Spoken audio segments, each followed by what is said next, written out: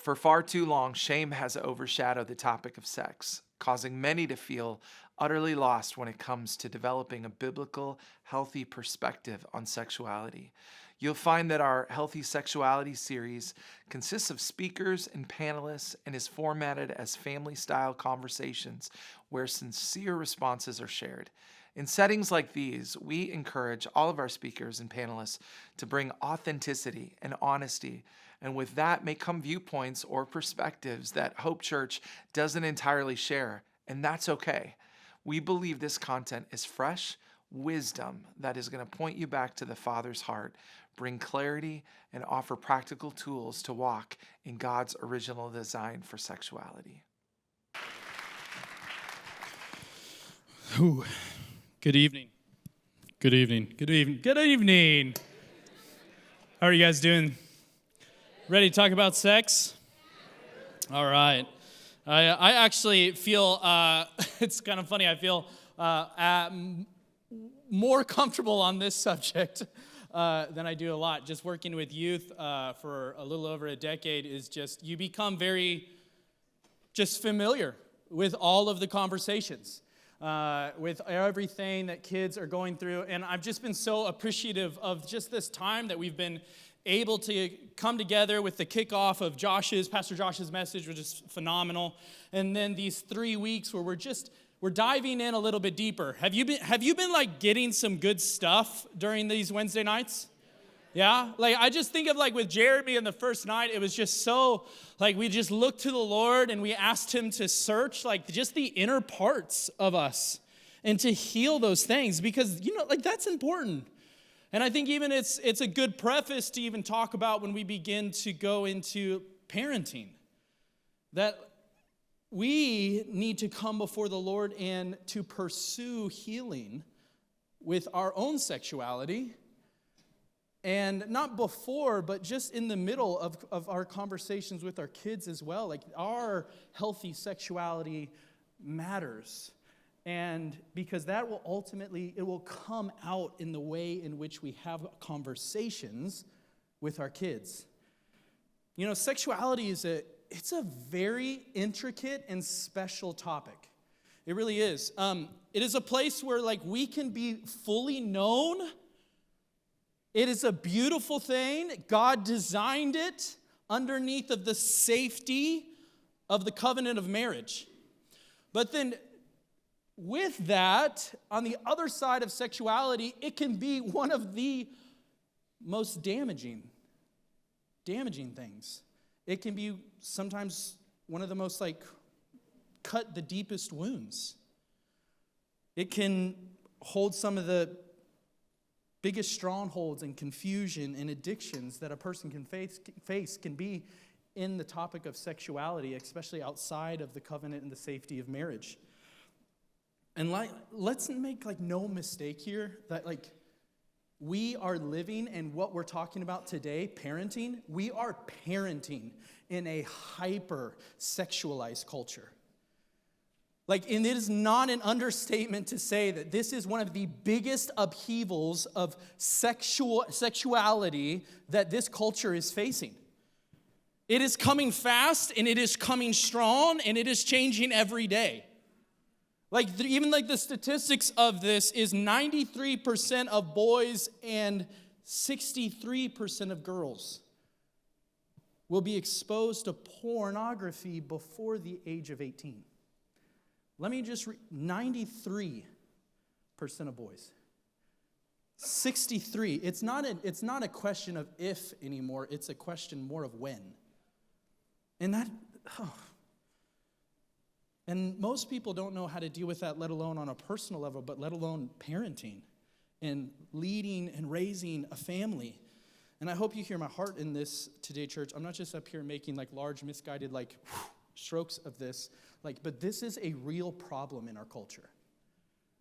And this is the culture in which your children are growing up in. It has changed. And I understand too that I'm speaking to the church today, and I believe I'm speaking to multiple parents who have just this inner desire in your heart to raise passionate Jesus followers, to pursue holiness and purity still to this day. right? Like, because the truth of the Lord is not changed. Purity is still the goal, right? Like, when we can be, oh, thank you, you're only into this. No! Like, our goal, our bullseye is purity with Jesus. And that is unchanging. And so when we talk about these things, like I believe that we're actually positioned in the confines of a family I'm not just saying this, to bring around real change in the world. Like in the world. That's not I believe like you can change a culture from your home. Mother Teresa even says, if you want to change the world, go home and love your family. Like, this is good. Like, no, we are no way, like, no one is more positioned than a parent to change this generation and the subsequent generations. God designed it this way. But I think if I'm honest with you, I'm not convinced that it will change with a few conversations on a given subject during puberty. I think we can all agree that the talk no longer accomplishes the mission. And we need to adopt a conversation. I'm gonna quote a conversation or a lifestyle approach if we are going to disciple and change generations. And I think, honestly, what I see more is this mentality. I think we can agree that the talk is no longer impactful like maybe it was. And I think also the talk is still the mentality of the talk. Maybe not, like you may have multiple conversations, but I think the mentality, we'll get into this in a little bit, I think the mentality of the talk is still within our DNA. I want to give you an example, and this example is actually my story. It's funny, I've actually haven't shared this with the students. I never really felt led to do this with students, to get into the intricacies of this, but I think I want to give this as an example today to maybe show a way and maybe provide some positive feedbacks to what we can do as well. I had amazing God-fearing parents. Like, phenomenal. Like, if they ever listen to this, like, you're amazing. Like, really. I wrote them multiple letters in college, and I just literally handwritten letters. And I was just like, can I just say, the older I've gotten, I realize more and more what you did for me. And I'm just thankful. Man, just prophesy that over you right now and your children. They're going to go to college and they're going to text you like, wow, you were actually, all those times that I thought you were really strict, thank you. You know what I mean? Because that was my mentality. But I love my parents, but can I be honest? I remember the first time that I was exposed to pornography. My friend Michael, I won't say his last name. My friend Michael had taken one of his father's VHS tapes into his room, which I was in, and he popped it into that. You guys remember these little 12-inch TVs with a VHS player in them? It's ingrained in there. 12-inch screen, and we began to watch for a very few moments sexual intercourse between a man and a woman that was very domineering and aggressive in nature. I was 10. This was 31 now, so this is a while ago. Here's the thing. I actually didn't know yet what was going on. It was my sexual arousal, if you will, was not awake. I didn't know what was going on, and actually what I learned later is that was registered in my brain as trauma. And I didn't realize this until many counseling sessions in my 20s. But it created this problem in me that my very first interaction with sexuality, my foundation for what sex was aggressive and domineering. And I actually didn't know. It was traumatic. And a few years later, the invention of the internet came to our home, and my brother got a Gateway laptop. You guys remember Gateway? I think Dell bought him out or something like that. My brother got a Gateway laptop, and it was in his room. And as any younger brother would do with his older brother's things, I began going into his room, snooping around, seeing what I could steal, what I could take from him, and pass it off as my own. And then I opened up his computer, and what was in front of me was multiple explicit images. And this time I knew what they were. This time I was familiar with them. And I didn't go to my brother, and I didn't go to my parents, because I was feeling things in me that I didn't know how to handle. And so who do you go to as an 11, 12-year-old? Go to your friends. Not the best place. And I went to school and I talked with my friends that were actually already into these kind of things, and they began to instruct me on what to do with these things. And I began going back over and over again, and I began creating this relationship with pornography and what to do with it. And then, here's the thing. Here's what I want to communicate. I began to see these things, but I not only began to see those things when I pursued them, but my eyes were almost open to the world. I remember now movies that I sat down with my parents in the room, and nothing explicit was done. No nudity was shown, but I knew when the camera cut because of 20 sexual innuendos previously, when the camera cut, I knew what they were doing now in that room. And before I did, it was just whew. But because of my arousal in my life was awoken before it was meant to, and in an arena and in which a way was not healthy, I began to see it in everything.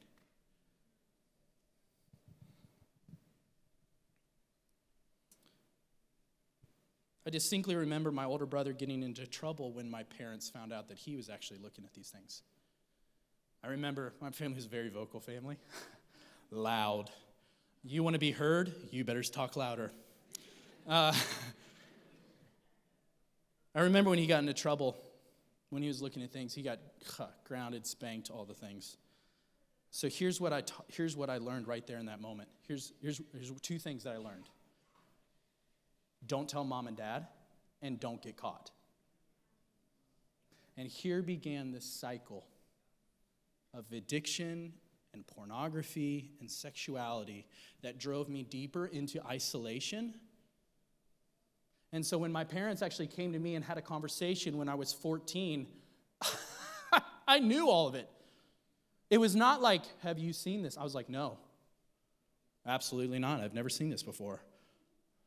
Like, no. Why? Because I was going to get into trouble. No kid wants to get into trouble. And so I began to just lie. I was like, I didn't want to tell them a thing. And so my ideas and what I thought and what culture had discipled me in or on the topic of sex was actually already set. The ink was dry. There was nothing my parents were going to say in that moment to change my mind because I was already years of experience into this. Do you understand what I'm saying today? There's a principle, sociology referred to as this principle, is the principle of first mention. It is the first time we hear information on a given subject, that knowledge becomes the foundation upon which we weigh everything else we are exposed to on the same topic. The principle of first mention. God, parents, let me tell you this. God designed and determined this long ago that you would be the ones to lay the foundation for truth in your children's lives. I'm going to say it again to the people in the back. You were designed. Amen. Come on, I actually need help preaching. You were designed from the very beginning. The role of a father is to teach the daughter a masculine, healthy sexuality. It is. Like dads, you're needed. Moms, you're needed in this conversation. Within the lives of not only your daughters, but of your sons as well. You need to teach them how to care and love for a woman. And when the mom or the father is absent in the story, you then you grow up. And then there's holes.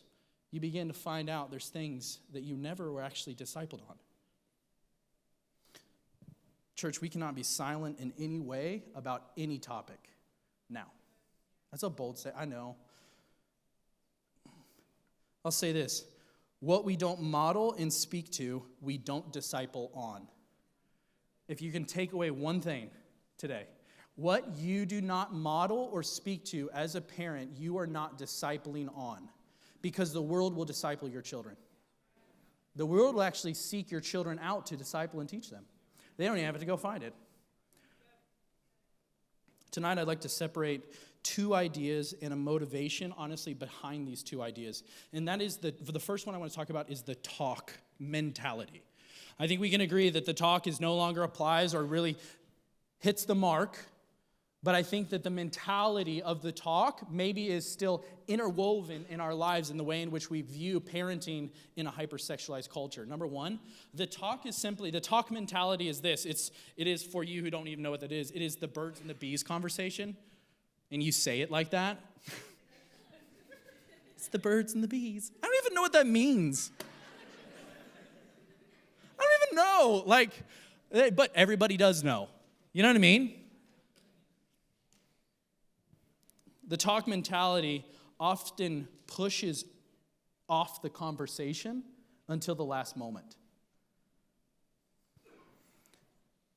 Oftentimes until the teenage years, and in today's culture, my opinion, that's way too late. Way too late. It can be spurred on, maybe this is just my own experience. It can be spurred on by the mother convincing the father to have the hard conversation with little Johnny that neither the dad or little Johnny really want to have. And there's a lot of embarrassing pauses during a long car ride to go buy little Johnny something to commemorate the occasion. You're laughing because you did it or it happened to you. To commemorate the occasion, to just soothe over any unsaid anxious feelings. Here's a new pair of shoes. So, you looked at porn recently? Do you get what I'm saying here? This is a do as I say, not as I model one-time conversation. This is a speech of do's and don'ts, and if you have any questions, now is the time to ask them. It reacts with, get this, it reacts with discipline and shame, which drives a deeper wedge into relationship. But the conversation mentality, or the lifestyle mentality of healthy sexuality, this starts young, and it forms a foundation of healthy sexuality. I have a 2-year-old right now. We have a book. I actually forgot about it. I don't know. It was a book. It's called The Amazing You. My 2-year-old knows that he has a penis. He knows that women have vaginas. He knows where babies come from. One time we were wrestling and he actually hit me. I actually used the term, can I say? Well, there's a lot of things that have been said in this conversation. He hit me in the balls and I said out loud, we were wrestling and everything. He fell down on me. I was like, oh, buddy hit me in the balls. And he's just like, no, daddy, sperm sac.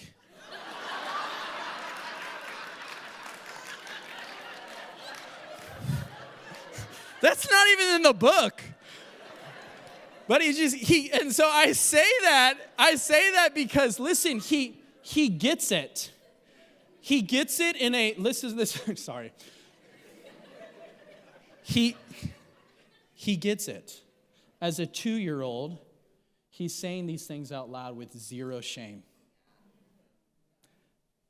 Buddy, where's your nose? Where's your ears? Where's your penis? And it's normal. It's a body part that the Lord gave you. It starts young. It focuses not, this is good. Who wrote this? I need to move on. It focuses not only on what is said, but what is modeled through our family's choices, our family's values, and our family's actions. Take special note here. I'm using the term family, not an individual. Hey, little buddy. Hey, little Johnny. You shouldn't watch sexual things. Meanwhile, mom and dad are binge watching shows on Netflix that are just full of it. And they raise it in a culture, and then you get to the teenage years and you're just like astonished. How did my boy get to this?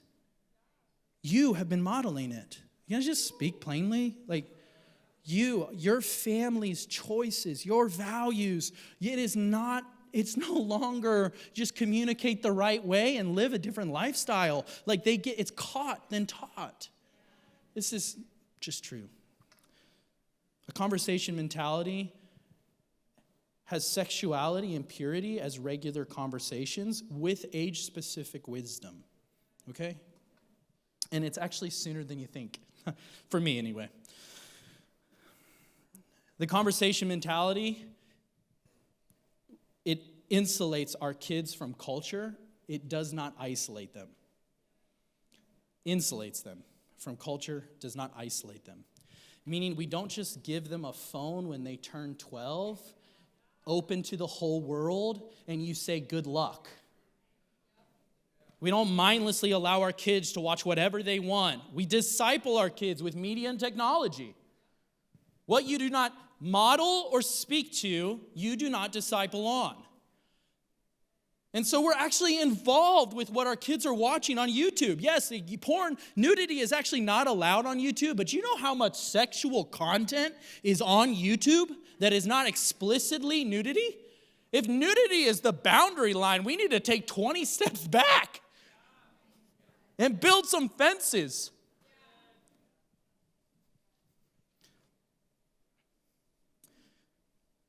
The conversation mentality. Dads are involved in the conversation regarding sex with their daughters. Moms, you are involved in the conversations about sex with your sons. I understand there's different conversations that need to be had with moms and daughters and sons and dads. And here's the big one. We respond with curiosity, not shame. Curiosity is interested in their emotions and communicates that this is a common problem that we can get through together. This is what curiosity does. Shame says there is something wrong with you, and it actually drives them into isolation and secrecy. There's something wrong with you, and you're a pervert because you watch those things. Curiosity asks, how did that make you feel? I want to end with this. Proverbs 22:6.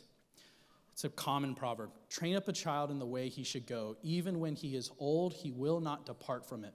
This is one of the Bible's most popular verses on parenting, but I think it's actually critical that we understand it correctly.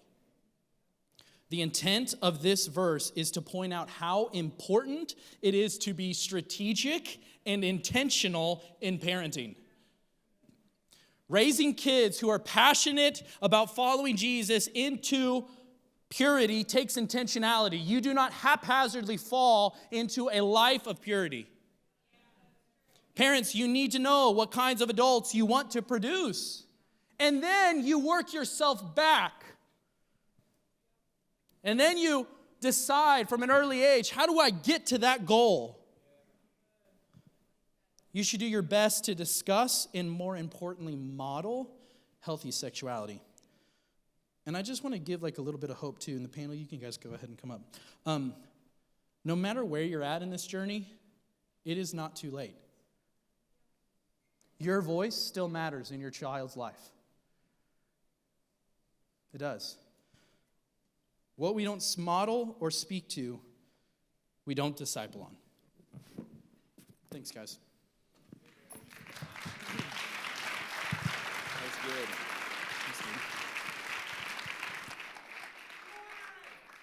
Go, Aaron. Way to go. He preached. It was good. So good. When we were planning these nights, tonight was actually the one at the beginning that I felt most excited about because what I imagined to happen through the panel and through these discussions was that literally there would be tools that would be handed out to all of us, specifically, especially for parents, and also that through this group up here sharing, that there would be aha moments of like, I can do that. I can have that conversation, or I've never thought of that. And I believe that that's what's going to happen tonight. We have an amazing panel. We got over here the Whaleys. We've got over here Jake and Melissa Smith, Pastor Aaron, of course, and my wonderful wife, Christy Thompson. And we're just pumped to be able to talk tonight about these things. I would like to say this as we enter into this. You're going to hear differing, stories and ways in which we lead our families.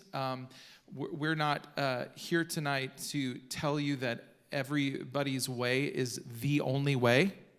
Jesus is the only way. Do you know what I'm saying?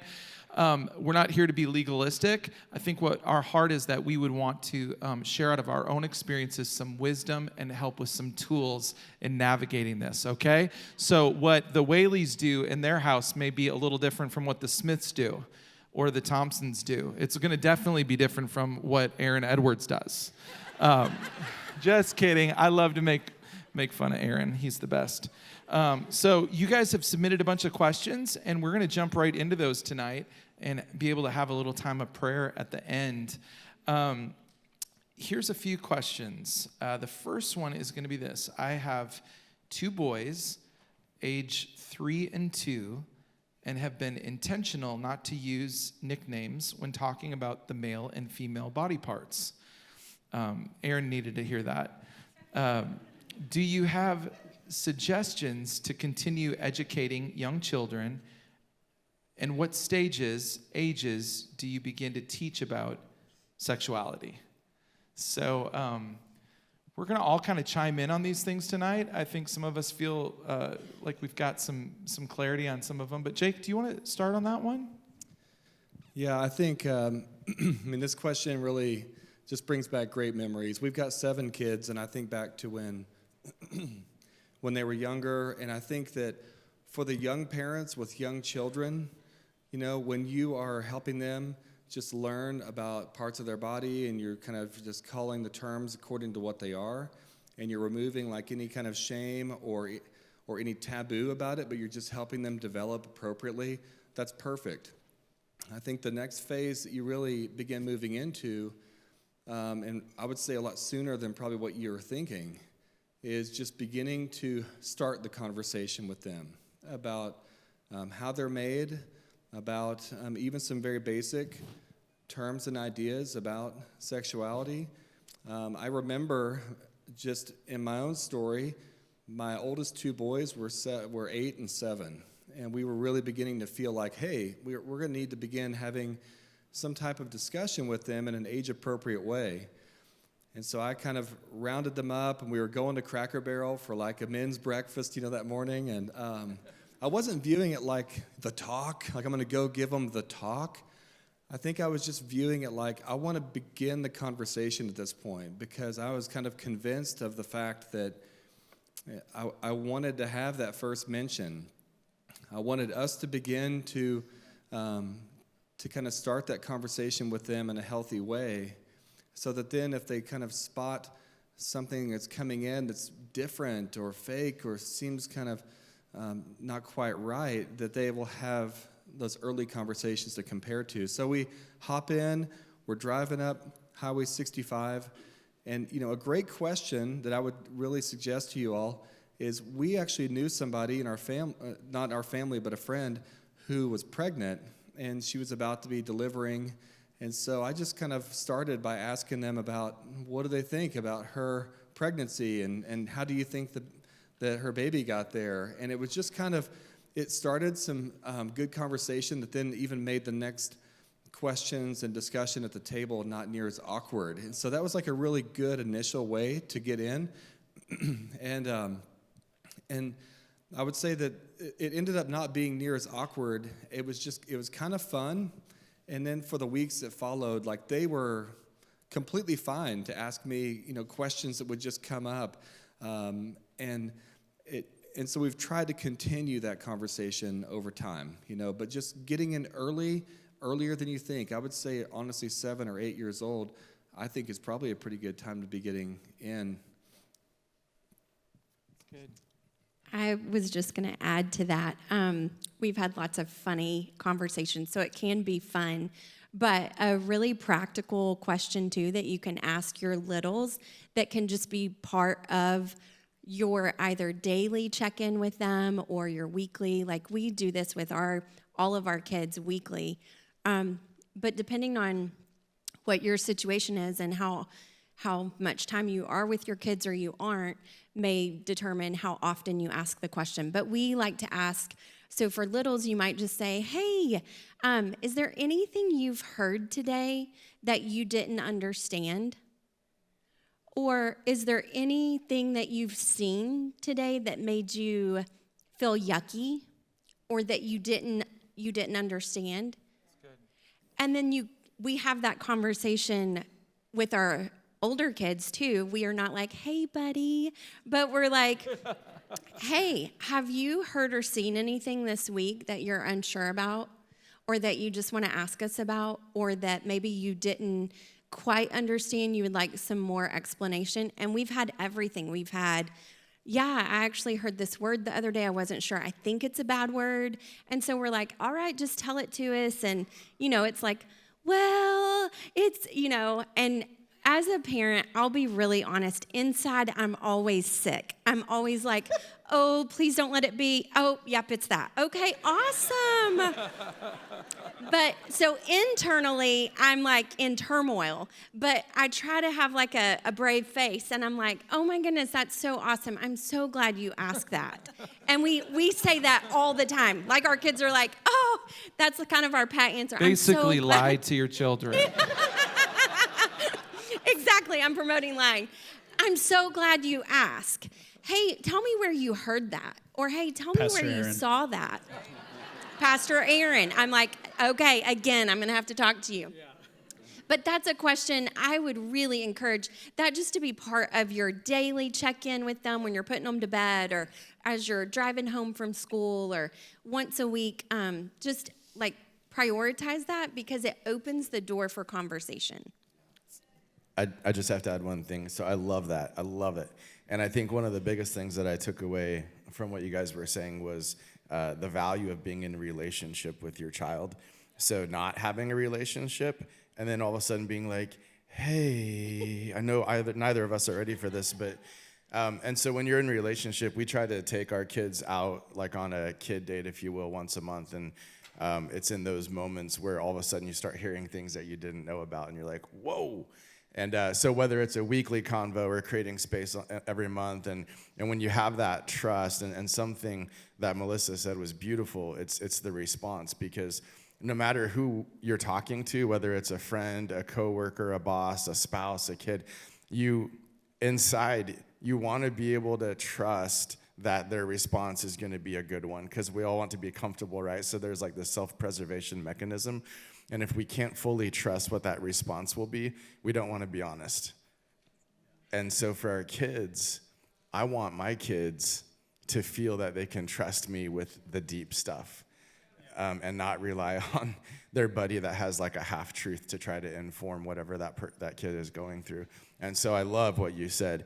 There could be turmoil inside, but how are you going to have a response that makes them want to come back next week when there's a totally different topic? So good. So good. How about this one? If our children have already been exposed to inappropriate sexual content, what do we do? How do we practically teach them to guard their hearts and minds? We had some good discussion about that earlier. Who wants to lead out on that one? Who was saying all the awesome things earlier? Okay. Well, okay, so I think as we were thinking about this, there's kind of two parts to it. One is first of all, if your child has access to anything that has a screen or a friend, chances are they probably already have seen something. So I think everybody just needs to accept, it's what Aaron said earlier, it's not if they do, it's just when, at what age, and to what extent. So I think you guys have to realize that. I think we all love to think like, oh, not in my backyard, not in my home, but statistics absolutely speak otherwise to that. So you have to realize that if your kids haven't already, they will. They will soon. And so you want to, again, take a deep breath when that comes up. I told my oldest when they were little, I am praying that when you step off the path, like that you'll be found out, and not in like a scary way, but just like I'm praying because I don't want you to carry something that you weren't intended to carry for too long, because I know how harmful it can be. And Corbin looked at me and he was like, Mom, why don't you just pray I don't step off the path? And I was like, well, that's good, but the reality is you will, and you already have today, so, I'm gonna put my prayers elsewhere. So I think you just have to realize it will happen. And so when you find out, either accidentally because you are checking their phones, you're checking your YouTube views or whatever, and something comes up, you have to take a deep breath and really ask the Holy Spirit for wisdom. I love James. Like, if any of you lacks wisdom, ask and I'll give it to you. Not like in tiny increments, but abundantly. And we have found that over and over again, that God is actually so faithful to his word, and he actually will give you wisdom for every moment. So you take a deep breath, you ask for wisdom, and then you proceed. And each kid is different, and each situation is different. So there's not an end-all, be-all answer. So that's kind of one aspect of it. And then the other is if you have a kiddo who is continuing. And I love, earlier Andy said something really great that hopefully he'll jump on and say. But there's kind of two different aspects of it. There's the initial, and then there's kiddos who continue in. And those are different situations, and they're handled a bit differently. Yeah, so good. So on that note, I remember talking to my son Jaden quite a while ago about whatever the birds and the bees are. That was funny, that comment earlier, Aaron. I think something to do with pollination. I don't know. Anyway, it doesn't matter. And so we were talking, and then after we got done with the talk, which was incredibly humorous to me, we played basketball out front, and Shri and Naya were gone, and we were talking. I just said, hey, by the way, bud, if you ever end up seeing something or something comes across, your eyes in any way, and you weren't looking for it, it's not your fault. But what you do with it, that's kind of that's what matters. And he's like, wait, so if I saw a naked woman before, but I didn't mean to, like, you're not mad at me? I'm like, no, man. I'm like, what? No, not at all. He's like, you're kidding. I'm like, no, what'd you see? And it was some painting downtown. We were walking down Walnut Street, and he saw something, right? And anyway, so some kid who saw that stuff for the first time, and I said, if you see it and you look away, you're not at fault, right? It's a heart posture. It's a heart issue. Is it your fault that you saw that painting while walking down downtown Springfield? No. But if you were to gawk at it, if you were to make a decision proactively going down a path you shouldn't, that's the issue. And so, it just seems obvious to me, but it wasn't to him. And there was like this huge weight that was let off of him when I said that. And it just kind of struck me, man, it's crazy how much shame or these internal processing, things that are not true and negative that kids can have. And we've all made some stupid decisions in life. I know I'm not the only one. And it's so easy to carry shame.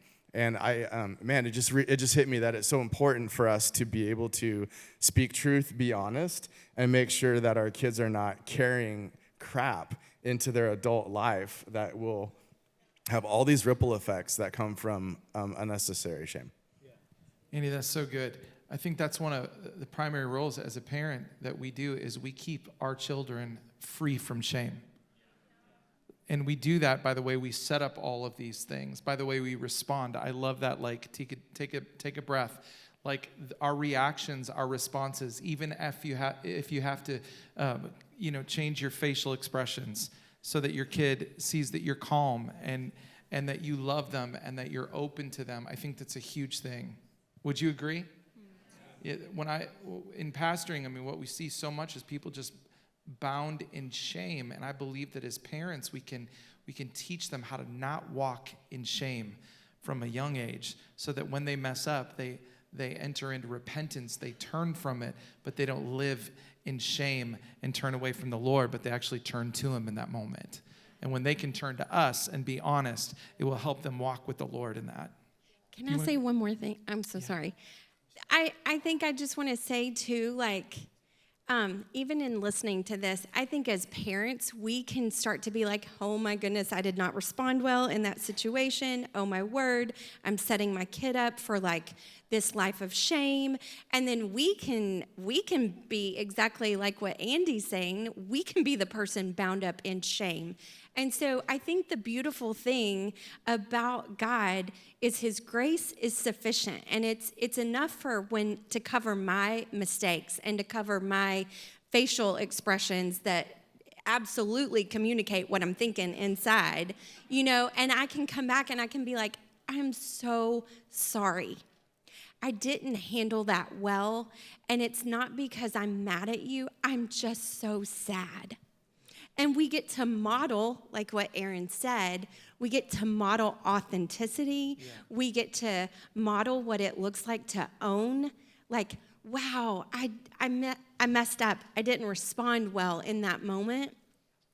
And it's not because I'm mad at you. I'm so irritated with the enemy who seems to be like hammering this thing in our family or with you specifically, or do you know what I'm saying? So just as a parent, if you're like, ooh, I have not responded well, there's grace for us too. So good. And we get to point them back to Jesus, because ultimately He's the only one who's enough to cover any of this. That's so good. So even if you're hearing some of these things and you're like, whoa, I've messed up. Is anybody feeling that way? No hands. Guess what? You can actually go home tonight and begin to heal that and to change that. I today left my home and had to go back and make something right with one of my kids. In fact, somebody saw me in the parking lot from the office and then asked me later, why were you out there? And then you left and you came back. It's like, well, I had to go home and do some business. I didn't tell him that the business was actually me, that I needed to make it right. Yeah. Right? Yeah. Sometimes we got to go home and we got to make things right. And so tonight, whatever you hear, don't let it be shame or condemnation to you. Just know that tonight can begin something new in your home. Yeah. You had something. I was just going to say that, like, our girls, like, they'll ask the question, did you ever struggle with this? Like, is this something that happens? I think sometimes kids think that there's a certain age that you graduate out of it, And I'm like, oh, this is a door that could always be opened. Every woman, every man, every marriage, every family. I loved what Aaron said, that it's a family, our family choices, our family values.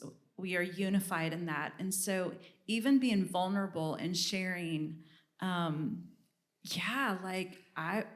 was just telling the team, like, there was one time I got on to look for a math sequence and like something popped up and I was like, that has nothing to do with math. And so, and they're like, what was that? And I was like, well, guys, like, I'm just going to be honest. Like, I was looking for math and like, there it was. And so then they'll ask, well, what did you do?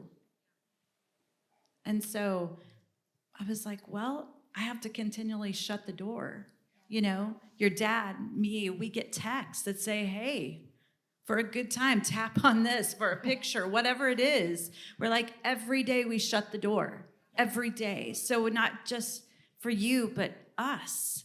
And so I think making it real and making it vulnerable and coming together as a family, like, this is what we do. This is how I do this personally. When there is a picture or there is yeah.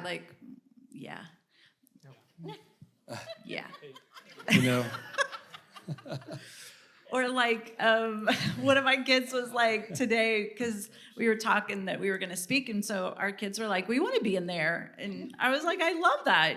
Well, come if you want. And so I was like, this is one of the questions. And so one of my kids was like, I saw a naked man, and I was worried it was me.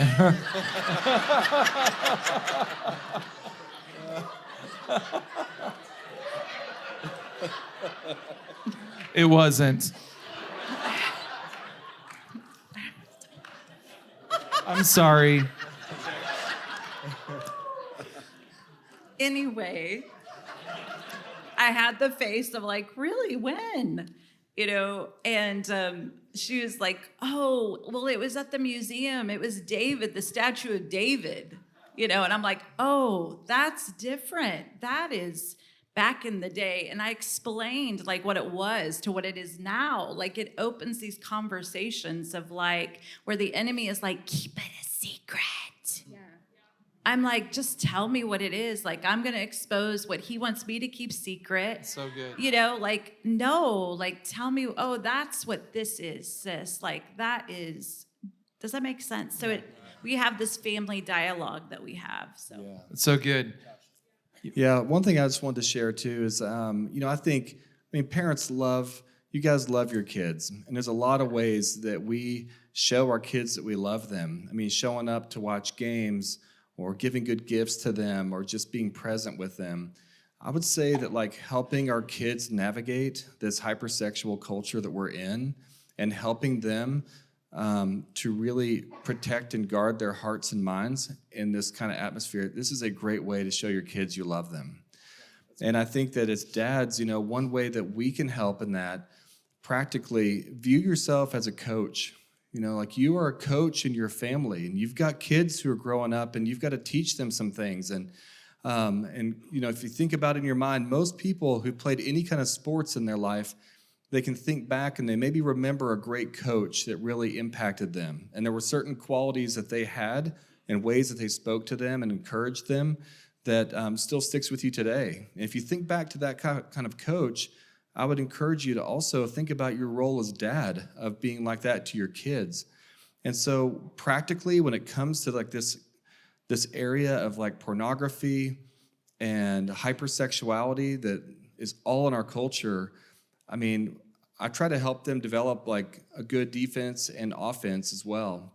And with defense, there's some things that practically you can make a decision on as the parents about what you're going to allow or not in your home. You do not have to have screens always playing something, and you don't have to give your child, like a computer that they have unlimited access to. You do have the right to kind of instill some certain boundaries on that.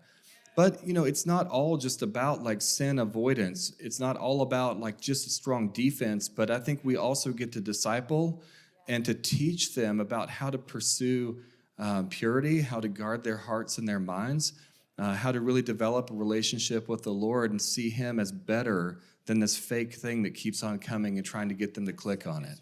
So good. Can I have 1 minute for that? I'm so sorry, and then we're going.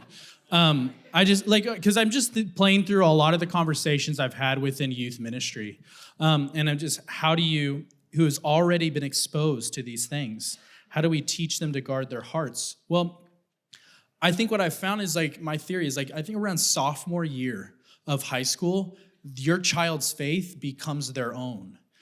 They have to make a decision. Am I going to continue the values of my parents and what they instilled in me, or am I going to start venturing out? Is this the way that I want to live my life? And I think it's really important when these things, when we're caught in these moments and they say they've already been exposed to those things, ask them like, do you have a vision for who you want to be in life? Because I think it's one thing for us to tell our kids, you should not do this, you should do this, have these boundaries. But in actuality, like if I don't hold the convictions in my own heart that this is my boundary, it's hard for me to uphold Jake's conviction. But it's not hard to uphold my conviction. And when the Lord gives a vision into like teenagers can have visions for their lives. They're powerful people. And so when you have a vision, you're like, well, then how do we get there? And then they will give you the boundaries for themselves. Like, that's great. You don't even have to tell them what to do. They've got it for them. So, all right, sorry, that's it. So good. All right. How can parents model healthy sexuality in the home? By being naked. No. She just ensured that this video will never be released. You guys are the lucky few. You got to hear it right here. Andy, you want to take this one? We're going to have to cruise through these because we've got like 5 more in about 15 more minutes. Healthy sexuality, how do you model it? So we're really open and honest with our kids. Cherie might think I'm too open and honest with our kids, and that's totally fine. Our kids probably feel the same way that she does. So I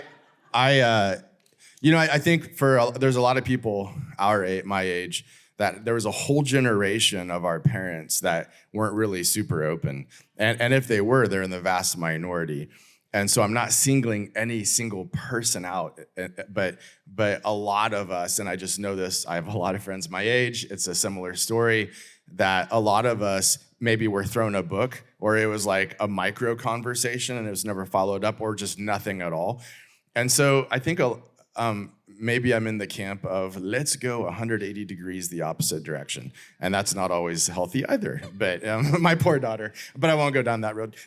So it is good to have conversations with both sons and daughters of both genders, moms and dads, if you're lucky to be in a family that has both a mother and a father. And I also really quickly want to say there's a lot of people, and some maybe here tonight, that are a single parent. First of all, I love you, hats off to you, it's amazing.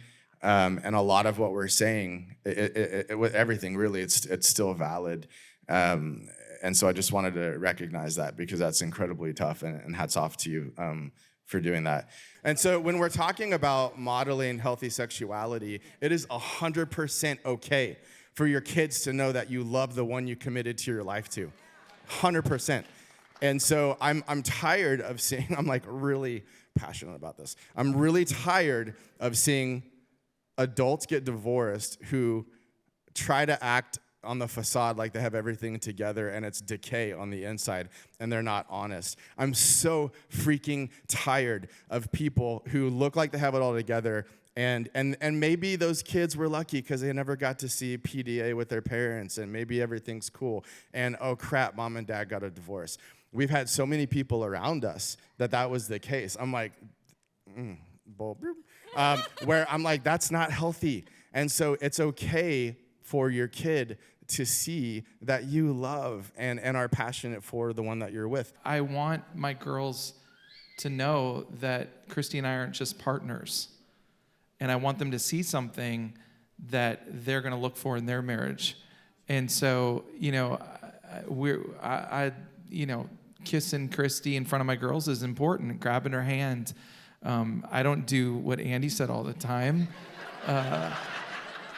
but I do kiss Christy. Sometimes she's like, stop it. I'm like, no, I want the girls to see how much I love you, and how special this is. And I think we really, modeling this in the home is really important. It's a big part of it. Okay, we need to move on. Is it okay to remove myself as the parent from the conversation and let the youth leaders handle the topic of healthy sexuality? Okay, you know that. All right, we'll move on. I think we've talked about that. I've had the talk once with my kid. Is that enough? Okay. Does anyone else want to, Melissa? When I saw that question, I thought, we have 7 kids.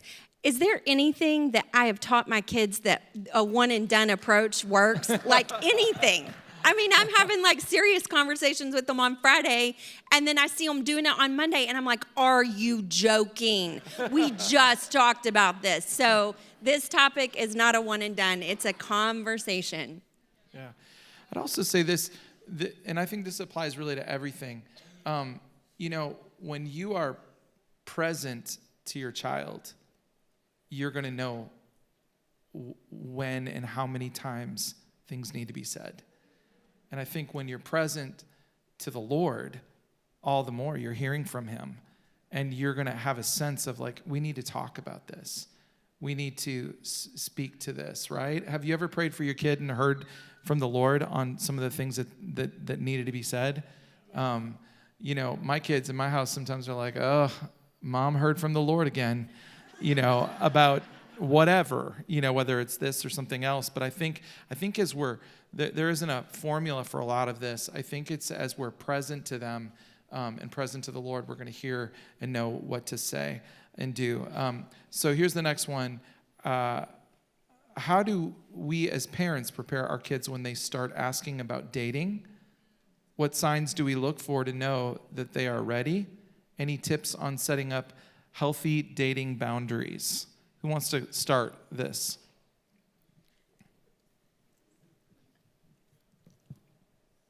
We have kids that are 15 and 17, so we are almost there. We're there. So I would say, for one, with anything parenting, you have to know your child, and each kid is going to be different. But I think teaching them what looks different in the world standards versus what our standards are. So that may look like, no, you're not allowed to go in a car with a boy. My daughter's 15, so that's a rule. She's just not going to go with any boy alone somewhere. And that's really not because I don't trust her. It's really for her protection, because I don't know if I trust the other person. And so I think it's being able to know what your place is as a parent and being able to protect them, so that like protection as well as teaching her. She went to a dance a couple weeks ago, and I was like, we need a code word. You need to be able to know, like, you can call me. You know, there's just kind of practical things like that sound silly. And she laughed at me and like rolled her eyes. She's like, Mom, I'll just text you if I need you. But it's being able to talk through, what are the standards? What is okay with someone doing? It's okay, like, I hope she's okay with me saying this, but this boy asked her, like, hey, would you want to hang out another time? And she's like, no, I think I just want to be friends. And I was so proud of her, because usually girls feel like they have to say yes. And she was confident enough in herself to be able to give an honest answer. And so I think it's giving your kids confidence to be able to say yes and no to things, and also knowing those physical boundaries. You said something really good about like physical stuff earlier. Do you want to share that? Okay, the long story short, because I feel like I've been talking too much. The long story short is I had to talk to my son with his girlfriend that you have to be careful when you start to cross certain lines. We all know this. You're so quicker to get to that line that you crossed before that maybe it took a while. And then what's that next line? And what's that next line? And so I'm like, you can't just be rounding the bases. Like, you have to create some guardrails for yourself, because you're going to regret life if you don't. And so it's one thing that we've always taught our kids is just really a framework for making decisions. And it's, what would mom and dad say? What does the Bible say? Now make your own decision. And so that's kind of a framework we give our kids in those moments, because unfortunately, we're not going to be with them for every decision they get to make. That's good. Smiths, you guys have stepped into this. We've talked about dating a lot in our family. And just a side note, I am normally back with the youth on Wednesday nights, and I get to hang out with the high school girls. And so what they're hearing from me is, girls, honestly, I have 5 sons, and I love them, but not many guys in high school are ready, mature enough to care and take care of your heart. They can't take care of themselves. Like, they forget to brush their teeth. They forget to apply deodorant. Like, so it's not a slam on guys. I love my boys.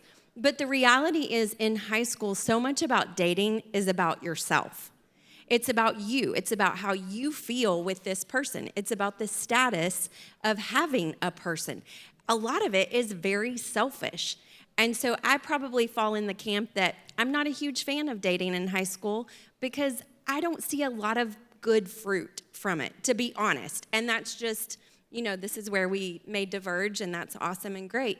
There's not an age for our kids with dating. It's absolutely a maturity thing, like them and the other person. But so much of it is about how we honor people, how we honor the other person that we may be interested in. how we honor ourselves, how we honor, recently I heard a talk and it's so great and so obvious and practical, but like, would God give his stamp of approval to this? Like even more than, because they know like what mom would say. So I'm like, but even above mom, like, would God give his stamp of approval for the way that you're talking about this person or the way that you're interacting? And there's a whole lot to unpack with dating, but that's, there's lots of resources. Yeah, the only thing I would add, I would wholeheartedly agree. Every family is going to be different with like what their thoughts are about it. Just like we've talked about being more mindful about the conversation and not just kind of doing the talk because that's what either we got or that we were expecting to have gotten at some point.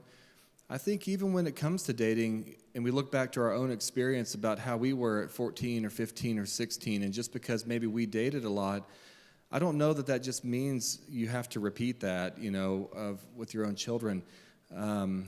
It's just something to be prayerful about, honestly, and I think with kids at that age, they're still developing so many ways about their identity in the Lord and how they value girls and guys, and just how they're trying to decide like who they are and who they're going to be. And at least in our experience, we've seen within our own kids, whenever they've kind of really taken a liking to somebody, it just seems like it really begins to throw them off in a lot of ways. And so we've just been slow to encourage that for our own kids. It's not like it's an absolute no, but we do want to also include that as things we talk about, and not just because we did it a particular way doesn't mean we have to repeat that way for their experience. That's good. I think for us, we've never had like this rule, you sometimes hear you can't date till you're 16, you can't date till you're 18, you can't date till you're 31. I lean towards that, but I'm joking. But I think in that regard, I've always been like, it would just depend on what the condition of their life was at that moment. Like, where is their heart? Are they mature enough? And what is that boy like? To understand if that was like a healthy thing to help navigate, right? But that's just how we do it. I'm not saying that that's how anyone else should do it. I just think that, again, it's being present to your kid in the season. I also tell my girls, I'm like, what would that even mean? Like, how could that be beneficial right now when he doesn't have a job or a car? Okay, anyways, we'll move on. And then we've got just a few minutes. In what ways, this is a good one, is media shaping sex in today's culture? How do we protect our children from it? Can we just hit this really quick? Each family, kind of how do you do media in your home? Can I just, and I think like maybe speak to it as well. I think first, it's what I said earlier, but I think it's good for you as a parent and as the adult, maybe just ask the Holy Spirit to just maybe reveal some things to you that you're not seeing. Because I think in today's day and age, we have become so normalized and so desensitized to the things that are happening on a normal show. And I think just asking the Lord, like this the other day, I was looking forward to showing Malachi, one of my favorite shows growing up. Lauren was watching it, I was in the room, she's like, there's like this thing in that was like a little funky. And one thing that Lauren and I just have this thing, we have agreed upon is we revert to the highest conviction between us. And so if it's like I didn't see that, or she did, or I did, or she didn't, probably not. But if it's like we just revert to the highest conviction to just filter it out, like it's just not good. Smiths, real quick, how do you handle media in your house? Our kids at 15 can get a phone. That isn't guaranteed. They have to read a book before they get it. It's called 12 Ways Your Phone is Changing You. We go out to dinner, we discuss it. So, but there aren't computers in their rooms. Media is it's a common experience, a shared experience. So phones, you're not sitting in your room, in your bed, on your phone. Now that has happened. So this is where the one and done thing doesn't work. Like we set out a media policy, and then we have to revisit it. And this is the thing that's annoying about media, is that somehow they decide that the rules have changed. And so we're like, that isn't the case. So here's the policy again. And if we can't honor it, then we don't get the privilege of getting to have this thing. So our kids don't have social media, except, I take that back, because just recently Be Real has made its way into our home, and it might also be on its way out the door because it's getting on my nerves. So sorry if you love it. I don't. So on their phones, they have, like, for the longest time, our oldest son, until he was probably 17 and a half, he had like 10 minutes of Visco. It's not even a thing anymore, but Visco was his social media outlet. He had 10 minutes. So, and he thought it was absurd, but we didn't care, because we're like, hey, we're paying for it and we're responsible, and you don't steward this well. So you're not getting a free pass to it.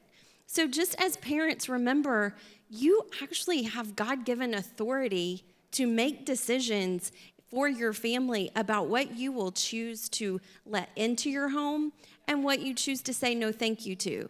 And that's our choice. So we have to be paying attention to their music, reading the lyrics, reading them with them. What do you think this is talking about? What do you think they mean when they say that? What do you think that non-explicit version, when they say this, what are they actually filling that in for? Like, you have those conversations, and so we have to be present and know. It's so good about music, too, because especially, when I was growing up, we didn't have the lyrics to everything, right? So now, you can see the lyrics of everything, and it's amazing what those lyrics say, right? Like these songs, if you go back and look at some of the songs you were singing growing up, I think you'd be shocked at what you were singing about, right? Like, it's crazy what it was. And so for us with music, I would say, especially, I'm a big one on music, where, what does that song say? And it's pretty powerful. And then that actually changes their want to, when they actually realize what it says, and they actually get to make the choice and say, oh yeah, why would I want to feed myself with that? I always use this excuse like, hey, you know what? Would I allow that person to come and babysit you? Like on a 24-hour basis. Like, would I allow that person in my home? And that really changes, because that's what's happening. It's in their ears, it's in everything. Would I allow him to come in and watch you? Would I allow her to come in and teach you while your dad and I went on a date? And then that just makes him so mad. Makes him so mad, but it's the truth. So yeah, we just have a few minutes. Our kids don't do social media. That's just kind of our way. We don't push that on anyone else. We don't say that's how you should do it. But we haven't done social media, and I think it's actually really healthy for their brains. We're trying to help them learn to be present to the relationships that are real in front of them. And so for us, I grew up in a home where we actually didn't have TV until I was in the 10th grade. And that seems, we used to rent a TV to watch the Olympics. Isn't that weird? I know. It's really or weird. Sandy Patty. Stop. Josh is like, if you're not listening to Sandy Patty, you're not listening to anything. But I want to tell you that was honestly probably one of the things that I'm so thankful for that my parents did, because it just created a different atmosphere. I didn't know what I was missing out. Of course, there's a lot of things I don't get culturally because we didn't have a TV, but I'm really thankful for it. And so we try and keep it just minimal in our home. We don't watch live TV. We watch movies. We love movies. We do Clear Play a lot too. So Whaley's. Yeah, I just was going to give a little bit of a different perspective, because we do allow our kids to have social media, but we've allowed them to do it at certain ages when we felt like they were able to do that. A lot of it is because our kids are in public schools, and like Snapchat, for example. My son was on a football team, and that was the only way that they communicated practices. And so it was like, okay, how do we navigate this whenever we don't really have a choice? And so I think, every family does it differently. We've chosen to, with our kids, allow them to be able to have certain things with restrictions. So they don't have TV in their room, they don't have computer in their room, they don't have their phones in their room. When they're watching TV, it's usually on their phone, but it's upstairs on the couch. So I'm being able to view and see what they're seeing. When we gave them permission to have social media, the stipulation was we can look at your phone at any time. Your phone is our phone. So we very much audit through what they're seeing as much as we can. But I think now that we have a 17-year-old, almost 18 in April, I'm now switching gears a little bit with parenting, even with TV shows and movies and things like that, because I'm realizing I'm not going to be there to censor anymore. How do I teach him to do this on his own? And so there have been times where he's asked me about TV shows or movies, and I've said, okay, I'll let you watch this, but I want you to turn it off if you feel uncomfortable with it. If you feel that check by the Holy Spirit that says, ooh, I don't know about that, you need to turn it off. And so now, he's used to me looking at plugged in review for movies, because I don't go out and see all the movies that he wants to see. And so before I even say anything, is that, oh, I looked at it Unplugged In, it wasn't good, I'm not going to go see that. Or I looked at Unplugged In and it is okay. And so I think, at the ages our kids are at, it's not just, we do have stipulations, we have restrictions on their phone for certain things, but as they get older, part of it, parenting, is also teaching them how do they censor things on their own. Because the thing I don't want is when my 18-year-old gets to college and suddenly he has free reign for everything, and he hasn't learned how to steward that within our own household. And so it's a both and thing for us. So good. It's so good. So good. I will say too, really quick, sorry, that our girls have watched their friends that have had full access to. And so our oldest, we were like, hey, what about this? What about this? We're ready for you to kind of step into this and kind of, have this account or have Instagram or whatever. And she's like, I have seen this, and this happen, and I think I'm to just not do that. And so they're watching.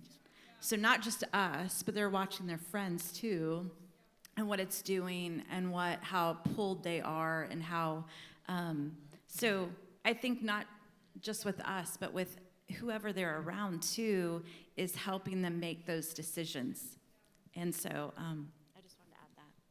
I think the really cool thing is that there isn't, like Josh said, hopefully you guys go home with tools and not like, oh my goodness, we've got to do it just like this family or just like that family. But hopefully you guys realize that you get to ask the Holy Spirit, and he is so amazing, and he wants to help you in this arena, because it's actually his heart. It's God's heart that we parents are discipling and training our kids. And on the note with social media, our son is 18 and went off to college, and he did download Snapchat, it's his choice now. He got to choose. And he had it for about 2 months. And then he just recently was like, I can't manage myself. And so on his own, he chose to discontinue with Snapchat. And so I love that, even in all the stories, God is faithful. And I think remembering that God is faithful, he's faithful when I overreact, and I come strong when I should have come a little bit softer. Which my kids are like, do you? So there's grace for all of it, because God's heart is to see us honor him with our families. 60 seconds. When you pray, I'm for real.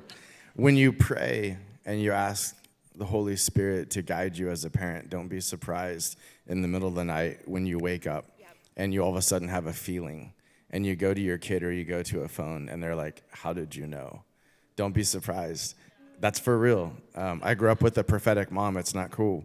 But for real, when you open that up, don't be surprised when the Holy Spirit actually helps you out parenting. Yeah. It's absolutely amazing. That is so good. Can we give these guys a hand? So good. So good. So we're going to close here in a second, and I couldn't have closed it better by saying that the spirit of wisdom, revelation, the knowledge of Jesus is available to us. The Holy Spirit wants to lead us into all truth. And that's regarding our kids as well. He wants to teach us and show us. How many would say, I want wisdom and understanding and revelation? Yeah.